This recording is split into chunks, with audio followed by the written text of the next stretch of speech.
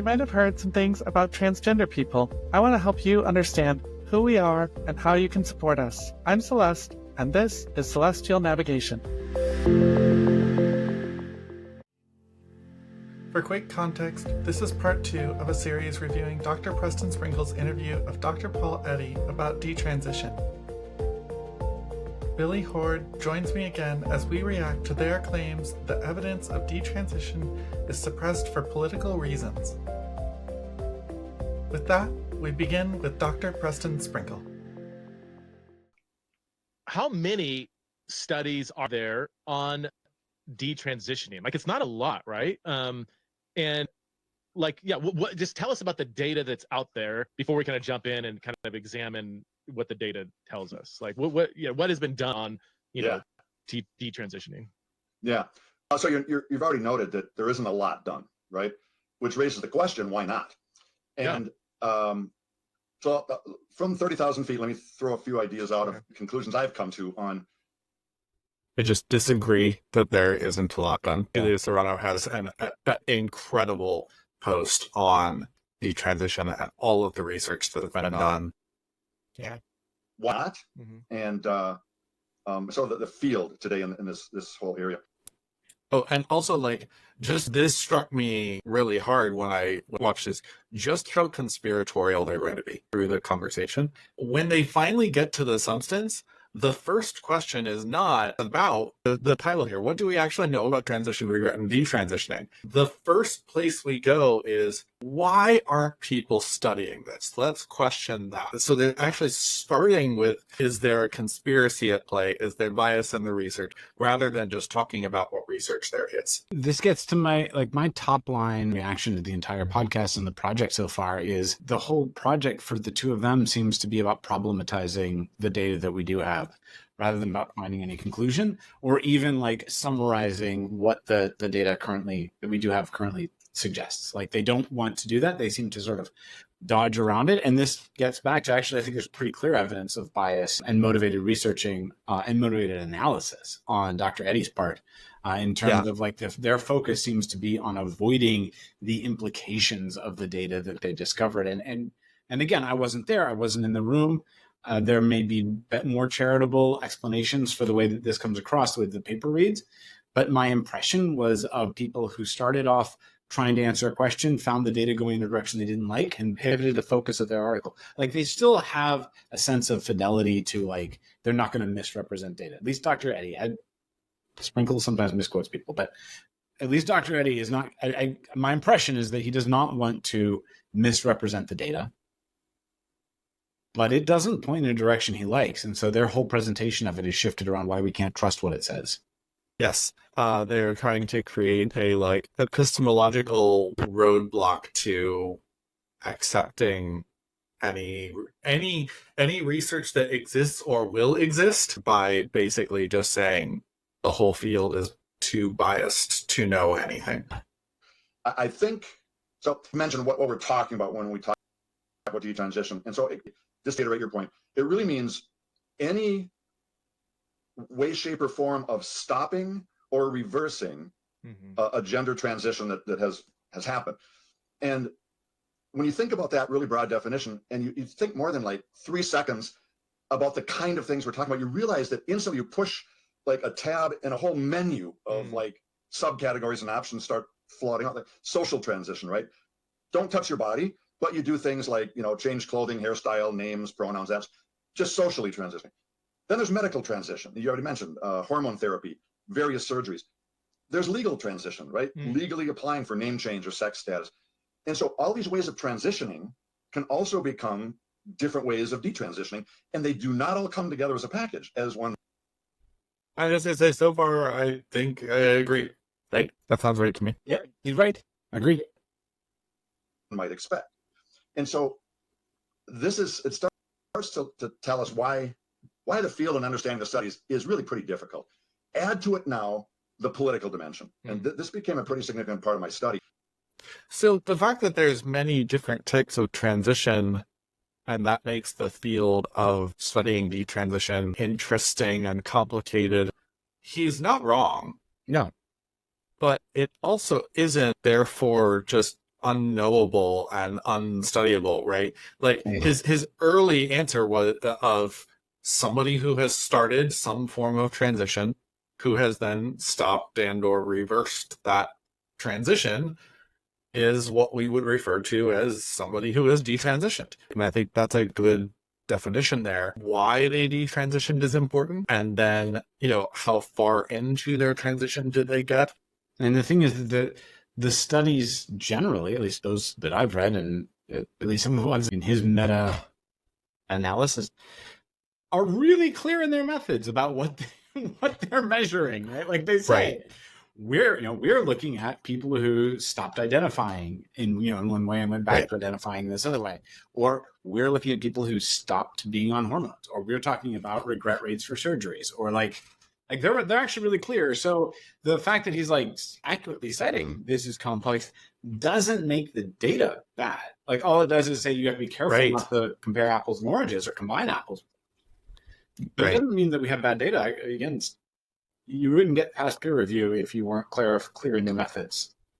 Agreed. Yeah. Is naming the politics that's behind this whole thing and doing my best little shot in the arm for the church of saying, hey, let's try to depoliticize this conversation so we actually can talk about what's happening on the ground. John Sokolow, who's one of my great hopes for the future of sexual science, because the dude is super concerned about the evidence base in sexual science today. He's gone on record as saying that sexual science is probably the most politicized area of scientific research on the planet. Oh, wow. Well, once you realize that, then for any area dealing with transition and detransition here, you got to suspect that there's some serious political influence on what's happening in the field. No, even though scientists are supposed to be the sector of our society, they're the objective people, right? Because unlike Dr. Eddy, the scientists are not protected by Jesus magic that keeps them objective. Right? They are political. We are definitely not. When the evangelical political lobbying group from Focus on the Family, ACLJ, Heritage, Alliance Defending Freedom, these are the origins of the 1,000 plus anti-trans bills introduced in state legislatures across the country since the start of 2023. Most trans people I know would love to not be a political issue. We're not the ones politicizing this. No, we're human beings. And let's just name the politics here. When you talk about gender transition and gender detransition, instantly the politics emerges for this reason. Conservative political forces naturally want to highlight high detransition rates because it does serve the political purpose of making people nervous that we've gone too far with this gender affirmative model. We are transitioning people that will eventually regret it and cannot really undo their medical bodily changes. And so we need to put brakes on this thing and even put some laws in place, right? And on the other side, the affirmative folks know that that's precisely what a conservative perspective will do. And so they run the other side of this and say, we've got to emphasize as much as possible low detransition rates so that we don't have a rollback on the medical possibilities for people who are identifying as transgender. And so it's a pretty obvious, problem. You can see what politics are there. I, in the study, discussed three really kind of seismic moments of this.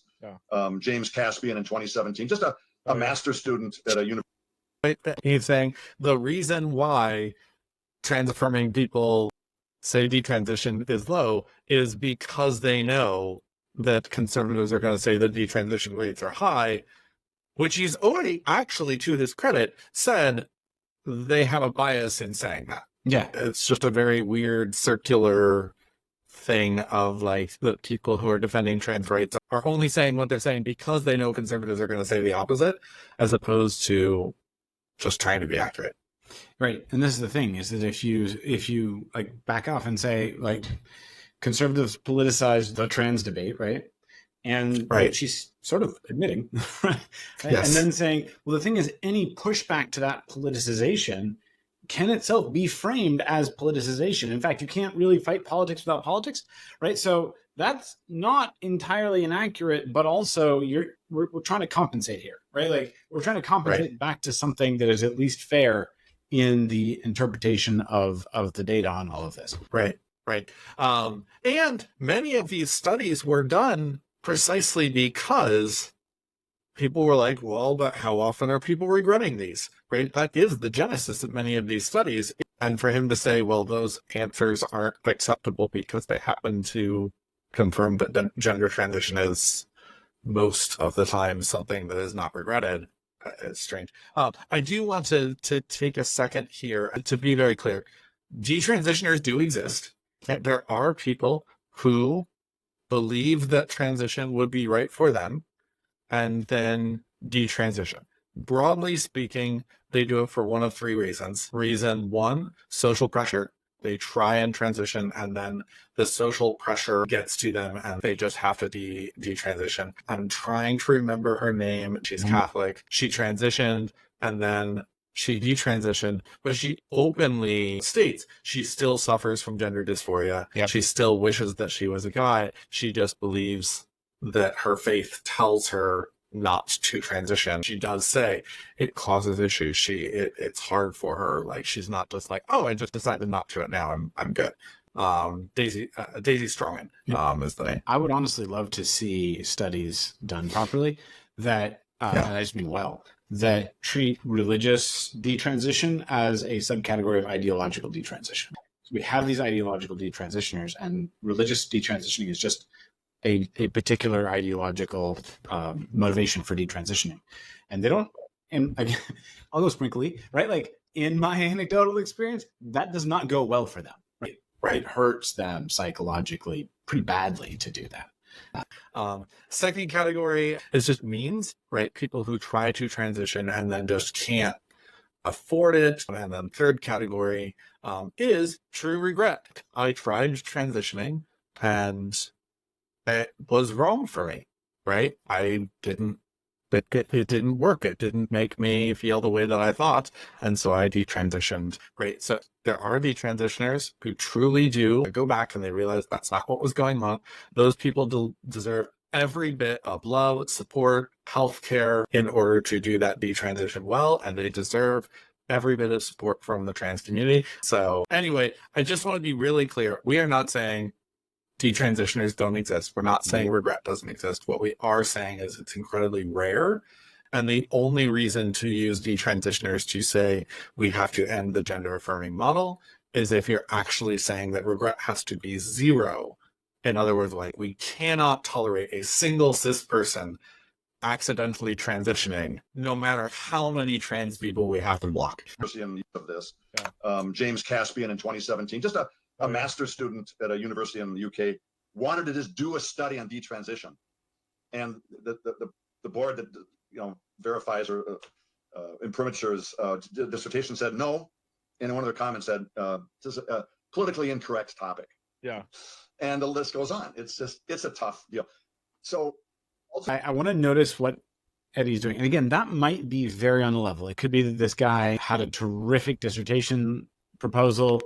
Proposal, and that it was just that the board was afraid of upsetting the transgenders, which is not something England has historically been afraid to do. But maybe they were, and that's all that was going on. But also, he didn't quite say that. Like he said, his proposal was rejected, and one comment was that it was politically incorrect. That doesn't mean that political incorrectness was the reason they gave for rejecting the proposal. Again, he's making the specific comment, and it's hard not to kind of be listening with a bit of suspicion on this. Pulling it up here. He is now an anti-transgender activist.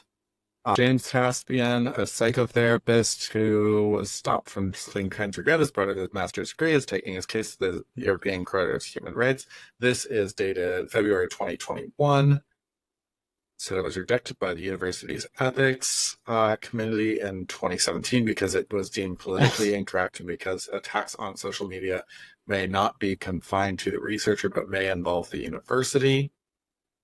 Volpink News that Caspian's research proposal was not refused because of such a matter, but rather because of his proposed methodological approach. Smith first noted the university was not satisfied this approach would guarantee the anonymity of his participants or the confidentiality of the data. Right, like this is what I'm saying. Sorry, I'm just, and I know this is Eddie, but like it's this sprinkleish. Again, it feels very representative of Sprinkle to me to always cite there is controversy when muddying the data will be helpful to his rhetorical purpose, and neglect to represent controversy when that controversy will not make his position seem stronger, right? Like this is not an honest representation of the data so far as I can tell already. Like, again, it's not that he said a lie, it's that he did not tell enough of the truth to give the kind of context you might want. Right. Yeah, absolutely. Like this is, at least from what we're seeing here, it's at least complicated. Confidentiality of data, anonymity of participants, like those are big deals. You know, what they're saying, this complex project, working on a less ethically complex piece of research to complete the master's would be more appropriate, right? Like, hey, let's find something warrior speed, right? It is the job of a review board to make sure that proposed research is going to be done ethically. And projects and proposals get turned down all the time for saying, hey, that's not actually ethically justified piece of research. And this is not saying because the topic is... Right. What you do is you say, well, this is a touchy topic, so there's going to be scrutiny on it. We need to be paying attention to that fact. So we need to make sure that you have dotted every I and, you know, crossed every T. And if it doesn't look like you have, if it looks like you might be playing a little fast and loose with data, you don't have enough structures in place to guarantee anonymity, you're going to turn it down. You should turn it down. That's the job of an institutional review board. I just noticed the last line of this section. He is being supported by the Christian Legal Center. This is not an unbiased thing. Why so few studies? Because it's unavoidably political, and very few researchers want to risk their careers and reputations and, you know, to be honest, mortgage payments on doing something that's going to look as if they were out to undermine affirmative advocates. And so there's what I would call, what the field calls, research avoidance bias. It's an actual term, and it means that a field of research. Okay, so before we get there, you have studied fascism a lot. And I know that one of the things is the outsider is simultaneously weak and powerful. And trans people are a very, very small percentage of the population, at least as far as we know. Most studies put at least medical transition at, 0.5%, something like that. Yeah. There has never been a trans person in the U.S. Congress, U.S. Supreme Court, U.S. presidency. There have been 8 trans people in state legislatures ever. We have no political power of any kind. And yet he's saying somehow we are controlling all of the science around this. Can I have thoughts on that? Yeah, no, it's a very make it make sense, right? You're right that this is a fairly typically fascist technique, right? Is the enemy is both weak and strong.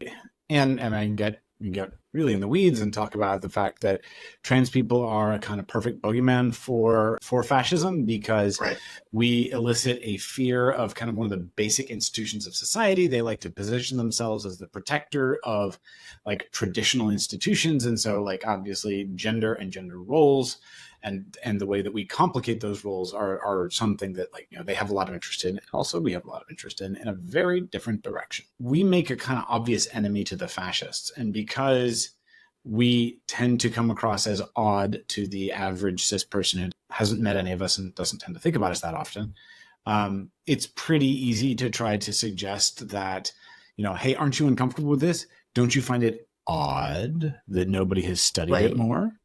Maybe there is a cabal of trans people and the people who are beholden to the trans people who are behind this. Most famously, fascists do this with Jewish people and anti-Semitism. That's their standard go-to.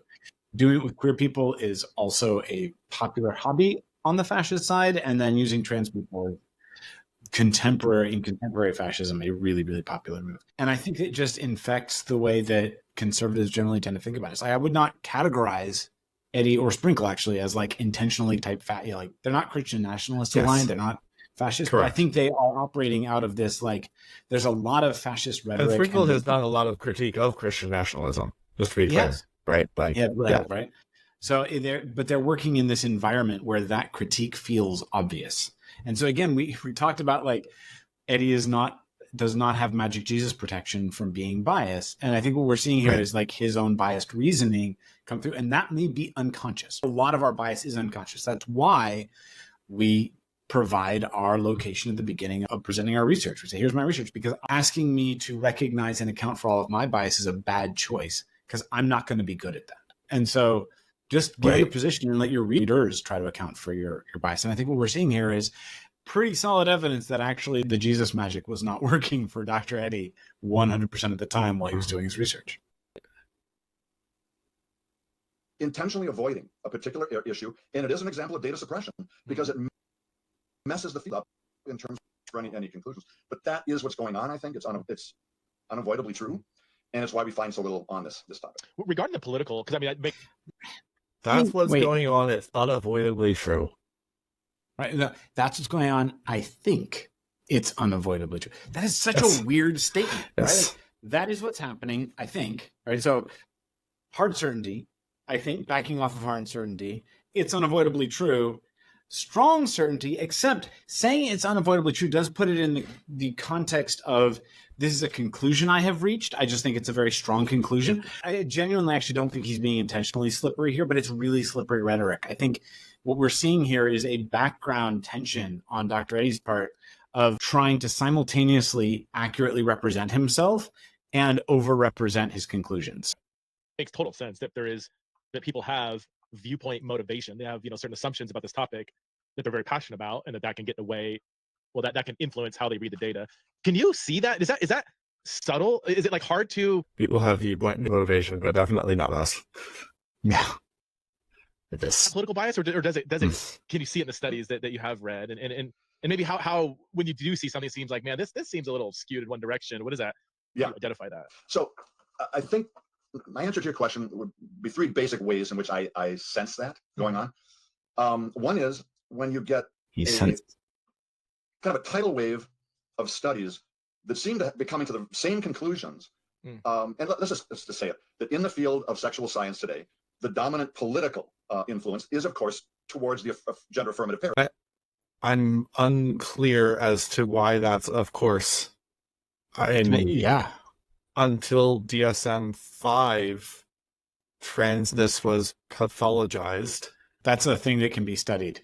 You could actually have done it. People could have done a study on that one. Like, find evidence of pro-trans bias in academia, in the medical community, in the government, whatever. If you think you can find it, great. Demonstrate it. Show how much there is. But don't just say, like, of course there is. But here's why I don't think this will be questioned by the majority of Sprinkle's audience. It's that whole evangelical persecution mentality, right? Like, if you believe that there's a great big they out there that takes a different position that's antagonistic to your view, and you believe that Christians are broadly anti-transition, if you believe both those things, you're going to think it's just necessary and obvious that, quote, the secular world is pro-trans.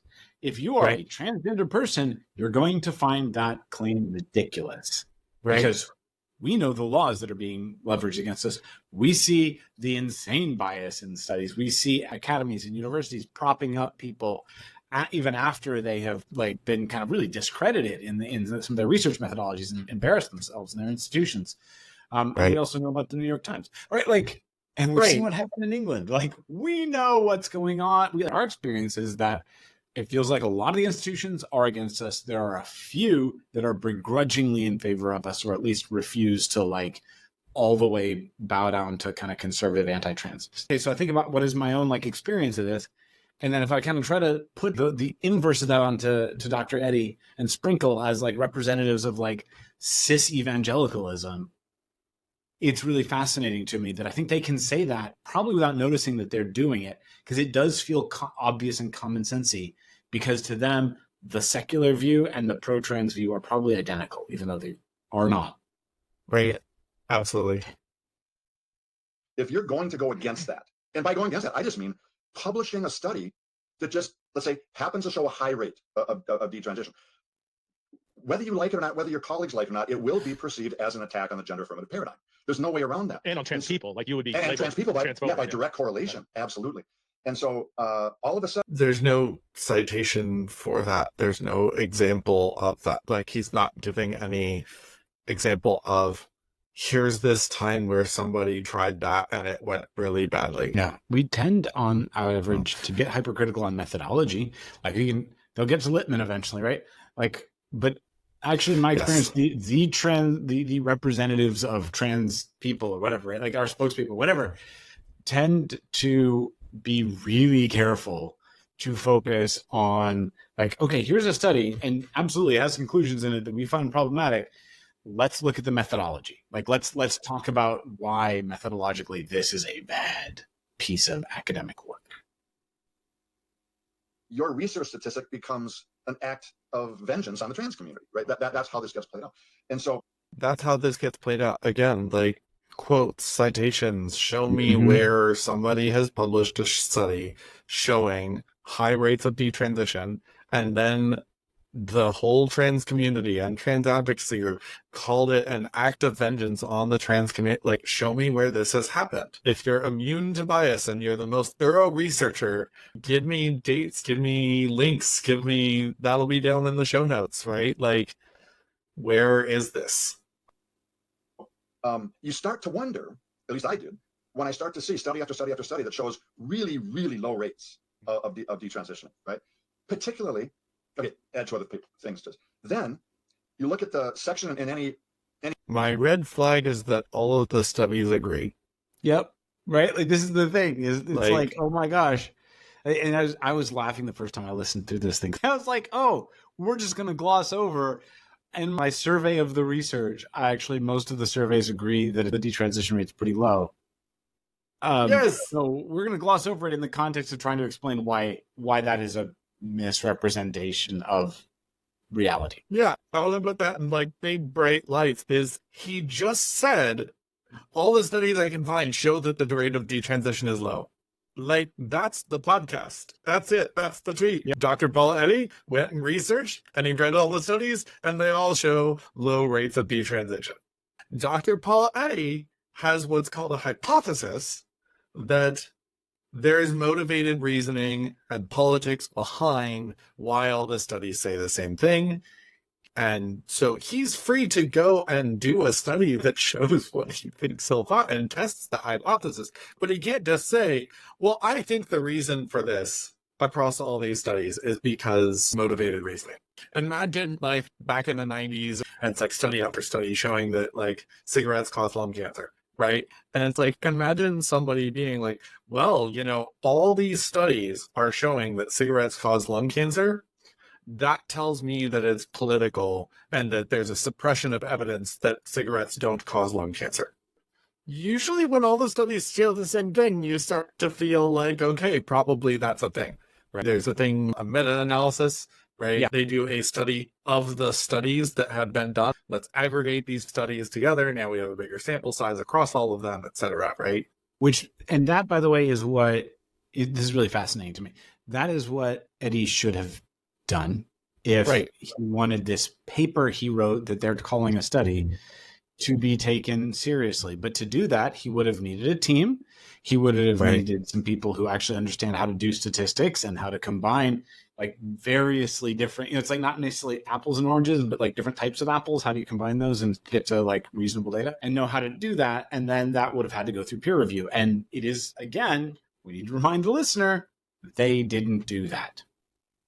Any normal journal article study that probably is the least read section of any study, but is the most important section. It's called the limitations section. Yeah. It comes to the end of a study, and that's where the researcher is supposed to let you know, oh, by the way, here's the limitations to our study and why you shouldn't generalize this to all, And I started reading those, and you start realizing, oh my goodness, there are a lot of the same limitations going on across the field. For example, often very small sample sizes, often convenience sample sizes, meaning not a population-based sample, but let's say samples taken from gender affirmative Reddit groups, something like that, where there's going to be a obvious political bias to that particular sample. Would it be like maybe like standing outside of a mall and surveying whether people like to shop? Exactly. Okay, remember that laugh that you just heard Sprinkle give in him mocking convenience samples, because we'll come back to that when we get to Litman. 98% of people love the shop. Yes. And see, that's what's tough, because what happens to these studies is their statistics get picked up by mass media and end up as headlines. Right. And those headlines now are one major step removed from anyone going, well, wait a minute, what was this? Oh, does that happen, Dr. Eddy? Is that what happens? Is that do media who are unfriendly to the target population pick up on these like really poorly done studies and then represent them as being more legitimate than they are? Does that happen? Tell us about that. I, as a trans woman, have never heard about that, Dr. Eddy. The idea that the media is in the tank for trans people is just, I wish. I'll go and play this video where she's like, they're claiming that there's a secret trans group running and she's like, honestly, I kind of wish that was true. If you are, we're not doing a great job. So of people who say this, it's just people surveyed say, and so you can see why things get really, really messy very quickly. And finally, my final answer to your question is, I fear that we will never see the effects of most of the bias and it's the final issue I deal with in the study. It's called publication bias. And what it proposes is that, and we know this from wide fields of research, not just transgender studies, that when there's a particular political default setting in a field of study, it becomes increasingly rare for people who do a study and find statistics that go against that default setting to ever publish their studies.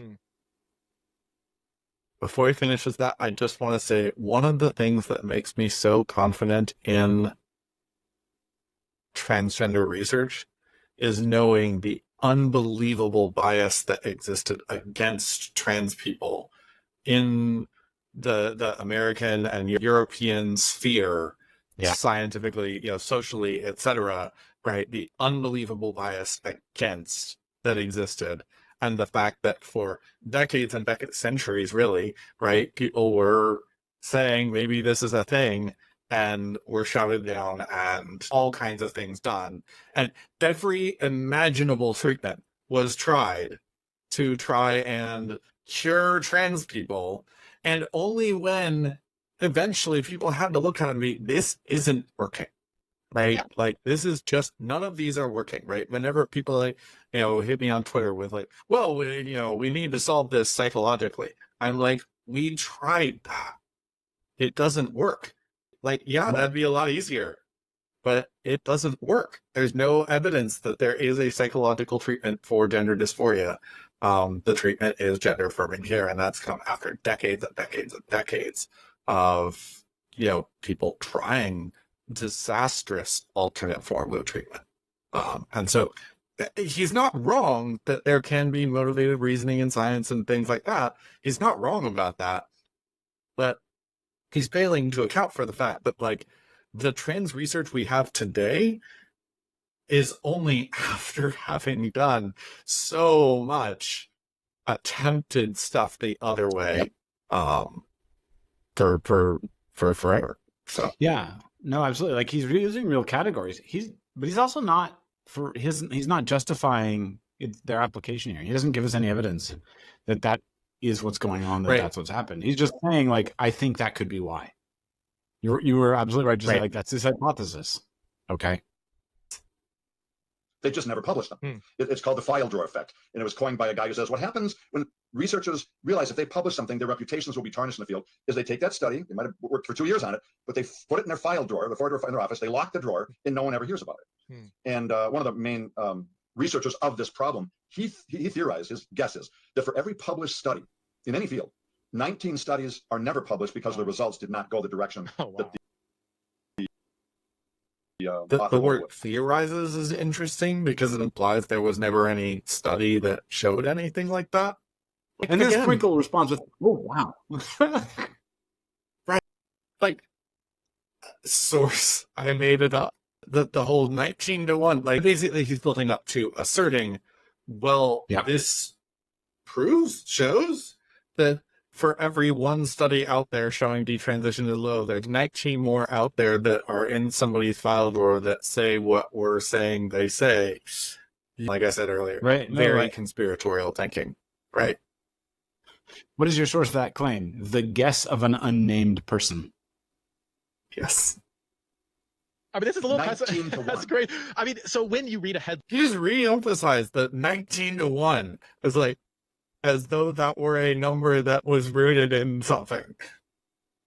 But you see, the guy who pulled it out of his ass, I've done a lot of work on this subject. Oh, I'm sorry. This happens when we talk about Sprinkle. Occasionally, it's just like, what are you even talking about? Yeah. I mean, in the book, he's worse about it because Sprinkle tucks the like bad citation away in his footnotes. Like the book is written with footnotes, but the footnotes are endnotes, right? It's the end of the book. And he tucks all of these assertions away so that you don't see, like he'll say like, while it is questioned, ... while it is challenged, footnote, it seems clear to me that ... and then he like reaches his favorite conclusion.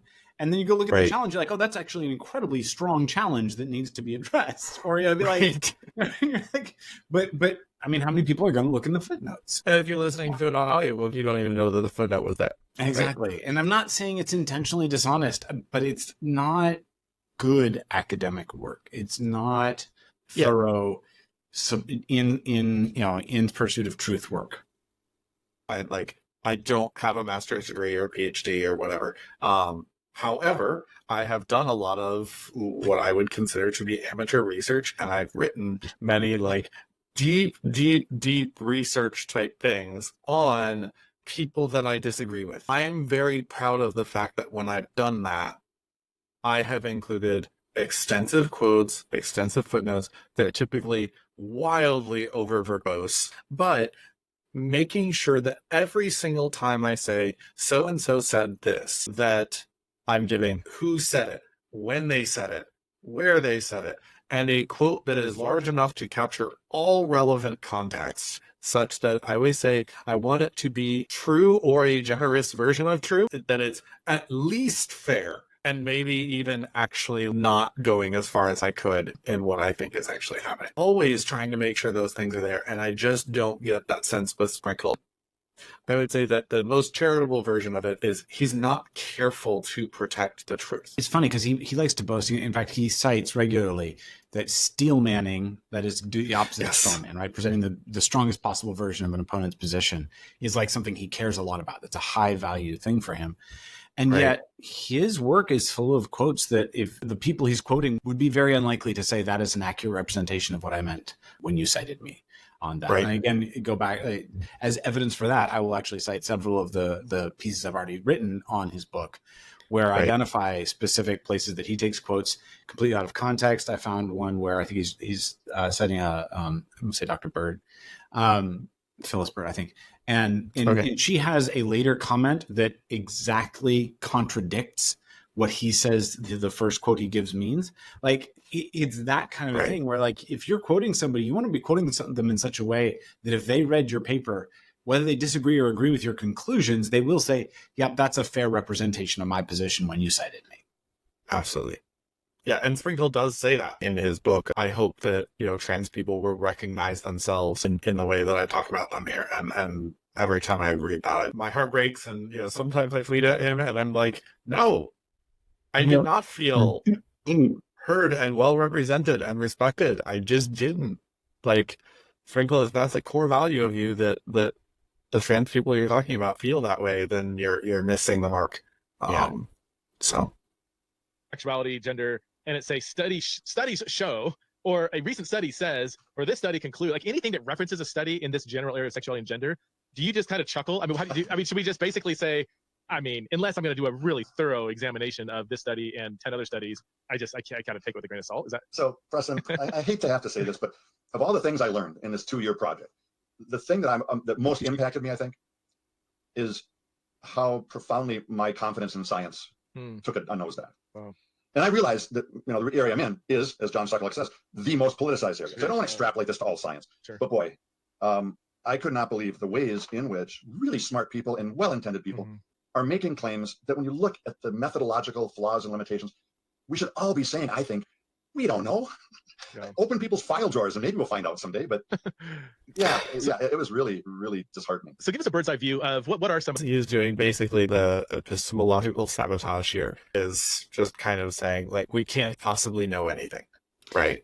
They're also setting up, I'm thinking about this, they're also setting up an epistemological framework that they can use to increase credulity towards studies that do reach or suggest conclusions that they like, right? Because if they can set up and say, like, the environment is such that anything that suggests high detransition rates is suppressed, then if they can find a single paper that does suggest high detransition rates, they can point to it and say, look, it has to be true because it is against every inclination of the academy to have published this, right? It's that sort of like, this is the opposite. This represents the opposite view of their bias, and therefore it's probably unbiased, and therefore it's probably true. And a lot of those and therefores go unquestioned. They just kind of happen rapidly in our minds. By establishing, but never citing and never like justifying this claim that there's this massive pro-trans bias in the academy, they are actually setting themselves up to be able to decrease scrutiny on and increase credulity towards studies that agree with their perspective. Yeah. And by the way, just to talk about those limitations, basically he's saying this all just because these studies have a section called limitations, which my understanding is just research and study best practice, is that you need to be self-critical of what your study can and can't say. That's just good science. Right? Yeah, no, it was really, I had to chuckle to myself when he was saying, like, nobody ever reads the limitations. One, you include the limitations in every research paper because you need to say, like, hey, don't take it beyond this. This is what influenced the research. This is what led to, like, this is how strong and how weak this conclusion is, right? Like, that's critical. Like, again, you're not going to pass peer review without having a limitation section in your paper. Which is good. And people do read them because they're a really great way to get laughed out of the academy and to make yourself be really embarrassed for like the rest of your academic career would be to cite a paper in a way that directly contradicts its own limitation. Like, so people who report on science for the media, I'm not going to say they always get it perfectly, but like within the academy, you check the limitations before you publish a paper. That's pretty standard. It's not a like, nobody ever thought of this before. Let's read the limitations. Right. And his claim is effectively these studies have limitations, therefore we can't listen to them. Right. Which is like, that's not what limitations are. Like, you know, him saying, well, they use convenience sampling.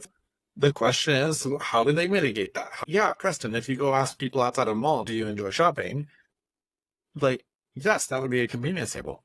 Okay, so did you go put people in a gas station and say, do you enjoy shopping? Like, that would come up in the methodology. It's like, yes, you are going to have convenience sampling because you can't actually ask every single person who's bought a thing at a mall. So how do you mitigate that? Right, because the question.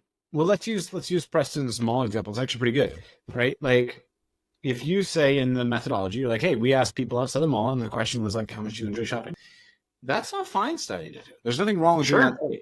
The issue, and you just have to report it, right? Like, we ask people at a mall. So what you do is, and you're writing your conclusion, you're writing limitations. You say, look, this isn't representative of like Americans generally, right? Like Preston kind of went on to be like, hey, so then like if you're represented as like Americans generally like shopping, well, yeah, because you ask people at the mall, right? So you don't say Americans generally like shopping. You say mall goers like shopping, which is itself an interesting finding, right? Like there are people who talk about being dragged to the mall. There are people who like, like, I hate doing this, but I have to go because I need to buy whatever, and the mall's the only place to get it, right? So it is quite interesting to know how many people at the mall are there because they enjoy it versus there because they have to be there. There because they were drawn, that drag there, social pressure, who knows, right?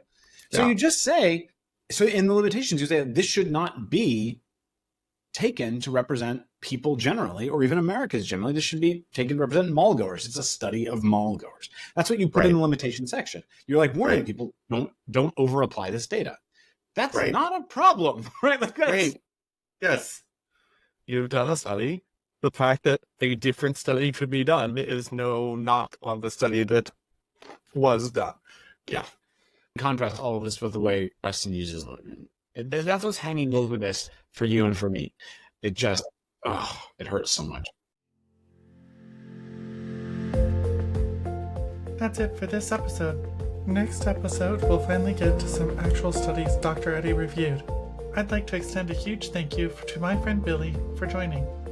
You'll find Billy's socials and my own, as well as related resources, in the show notes. Thank you for listening.